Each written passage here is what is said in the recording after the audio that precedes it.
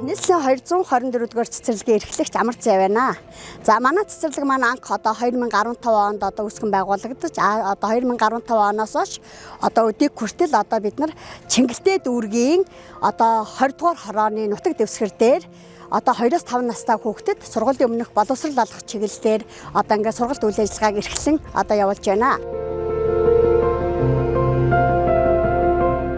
За манай цэцэрлэг маань одоо нийт 42 багш ажилтнтай. За 6 бүлэгтэй, 6 бүлгийн маань 3 бүлэг нь өдрийн үйл ажиллагаатай, 3 бүлэг маань одоо 24 цагийн үйл ажиллагаатай. Магадгүй 24 цагийнх гэдэг маань нэгд өдрөөс 5 дахь өдөр хүртэл ингээд одоо 3 бүлэг маань бас ингээд бяцхан хөөрхөн хүүхдүүдэд хүлээж авч ингээд бас сургуулийн өмнөх боловсролыг олгож байна. За манай цэцэрлэг 2024 онд одоо тэр бум мод сангийн хүрээнд одоо төслийн хүрээнд шалгараад манайх одоо төсөл маань хэрэгжиж эхэлсэн сая 6 сард.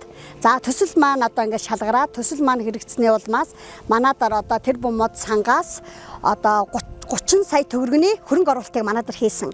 За энэ хөрөнгө оруулалт маань болохоор одоо цэцэрлэгийн хүүхдэд ээлтэй, ногоон байгуул эко орчинг одоо бүрдүүлэх чиглэлээр за манайхаас нэлээд захын одоо алслагдсан хороонд одоо алслагдсан цэцэрлэгт хамрагддаг. Яг энэ төслийн хүрээнд маань бид нар одоо цэцэрлэгийнхаа гадна дотны орчныг одоо ногоон байгууламжтай болгох, одоо эко одоо сургууль цэцэрлэгийг бий болгох. За тэгээд цус сангаас маань одоо манад одоо 100 гаруй нэр 300 гаруй нэр төрлийн одоо нөгөө жимсний болон одоо гоёлын модлог ургамлуудыг одоо ингэж тарьж өгсөн 200-аас 350 м квадрат талбайд одоо зүлэгжүүлэлтийг хийж өгсөн байгаа. Маш ая тухтай таатай орчин эко орчинг одоо бүрдүүлж өгсөн тэр бум мод сангийнхандаа талархлаа илэрхийлье. За гоёлын мод гэх юм бол одоо бид нар дээр болол за чацарган байна, монс байна, одоо аг байна, агч байна, гүйлс байна, буйлс байна.